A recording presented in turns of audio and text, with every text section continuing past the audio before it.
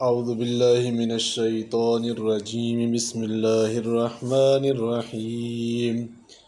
انما المؤمنون الذین اذا ذکر اللہ وجلت قلوبهم وَإِذَا تُلِيَتْ عَلَيْهِمْ آيَاتُهُ زَادَتْهُمْ إِيمَانًا وَعَلَىٰ رَبِّهِمْ يَتَوَكَّلُونَ۔ ایمان والے وہی ہیں کہ جب نام آئے اللہ کا ڈر جائیں ان کے دل، اور جب پڑھا جائے ان پر اس کا کلام تو زیادہ ہو جاتا ہے ان کا ایمان، اور وہ اپنے رب پر بھروسہ رکھتے ہیں۔ خلاصہ تفسیر، بس ایمان والے تو وہی لوگ ہوتے ہیں کہ جب ان کے سامنے اللہ کا ذکر آتا ہے تو اس کی عظمت کے استحضار سے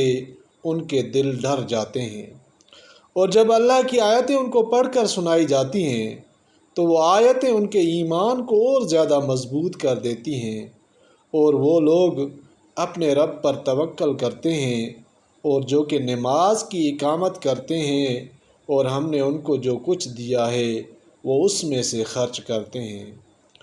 بس سچے ایمان والے یہ لوگ ہیں، ان کے لیے بڑے بڑے درجے ان کے رب کے پاس، اور ان کے لیے مغفرت ہے اور عزت کی روزی۔ معارف و مسائل، مومن کی مخصوص صفات۔ آیات مذکورہ میں ان مخصوص صفات کا بیان ہے جو ہر مومن میں ہونا چاہیے۔ اس میں اشارہ ہے کہ ہر مومن اپنی ظاہر اور باطنی کیفیات اور صفات کا جائزہ لیتا رہے۔ اگر یہ صفات اس میں موجود ہیں تو اللہ تعالیٰ کا شکر کرے کہ اس نے اس کو مومنین کی صفات عطا فرما دیں، اور اگر ان میں سے کوئی صفت موجود نہیں یا ہے مگر ضعیف و کمزور ہے تو اس کے حاصل کرنے یا قوی کرنے کی فکر میں لگ جائے۔ پہلی صفت خوف خدا کی، یہ بیان فرمائی الذین اذا ذکر اللہ وجلت قلوبہم، یعنی جب ان کے سامنے اللہ کا ذکر کیا جائے تو ان کے دل سہم جاتے ہیں۔ مطلب یہ ہے کہ اللہ تعالیٰ کی عظمت و محبت ان کے دلوں میں رچی اور بھری ہوئی ہے، جس کا ایک تقاضا ہیبت و خوف ہے۔ قرآن کریم کی ایک اور دوسری آیت میں اس کا ذکر کر کے اہل محبت کو بشارت دی گئی ہے، جس کا معنی یہ ہے خوشخبری دے دیجئے ان متواضع نرم خو لوگوں کو جن کے دل ڈر جاتے ہیں جب ان کے سامنے اللہ کا ذکر کیا جاتا ہے۔ اس آیت میں بھی آیا ہے الذین اذا ذکر اللہ وجلت قلوبہم۔ ان دونوں آیتوں میں اللہ تعالیٰ کے ذکر اور یاد کے ایک خاص تقاضا کا ذکر ہے، یعنی ہیبت اور خوف، اور دوسری آیت میں ذکر اللہ کی یہ خاصیت بھی بیان فرمائی گئی ہے کہ اس سے دل مطمئن ہو جاتے ہیں،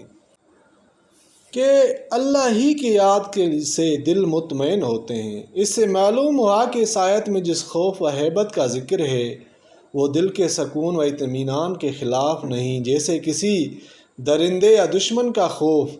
قلب کے سکون کو برباد کر دیتا ہے، ذکر اللہ کے ساتھ دل میں پیدا ہونے والا خوف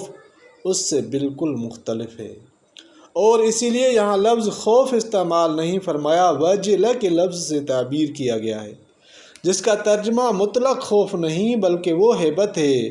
جو بڑوں کی جلالت شان کے سبب دل میں پیدا ہوتی ہے۔ بعض مفسرین نے فرمایا ہے کہ اس جگہ اللہ کے ذکر اور یاد سے مراد یہ ہے کہ کوئی شخص کسی گناہ کے ارتکاب کا ارادہ کر رہا تھا، اسی حال میں اس کو اللہ تعالیٰ کی یاد آ گئی تو وہ اللہ کے عذاب سے ڈر گیا اور گناہ سے باز آ گیا۔ اس صورت میں خوف سے مراد خوف عذاب ہی ہوگا۔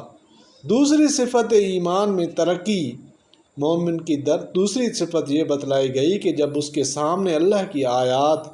تلاوت کی جاتی ہیں تو اس کا ایمان بڑھ جاتا ہے۔ ایمان بڑھنے کے ایسے معنی جن پر سب علماء مفسرین و محدثین کا اتفاق ہے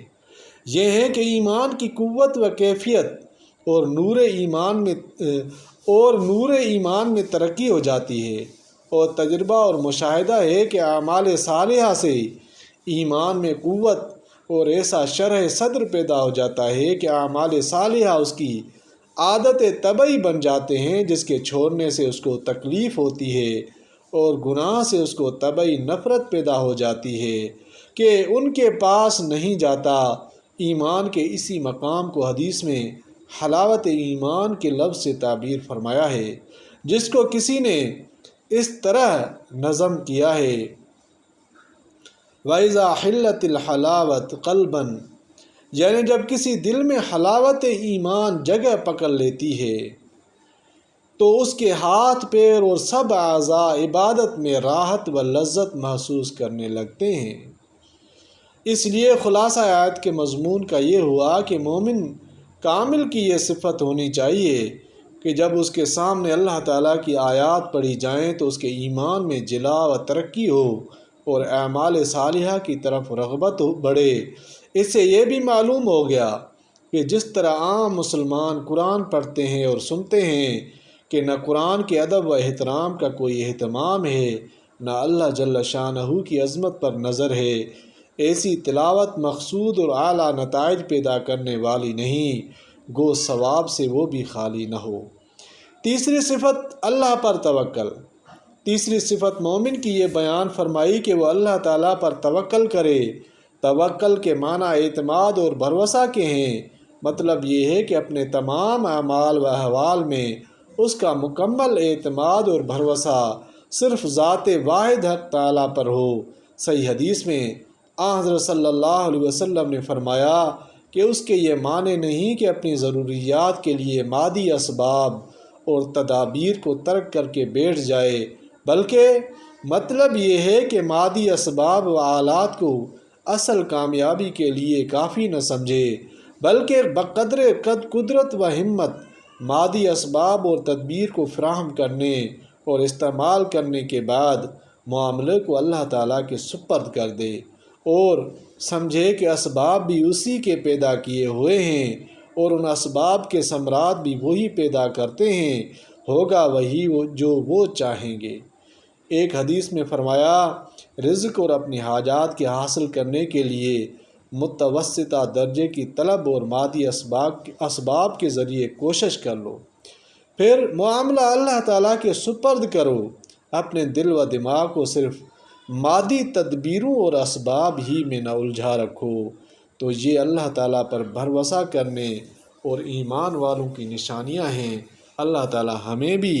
صحیح ایمان والوں میں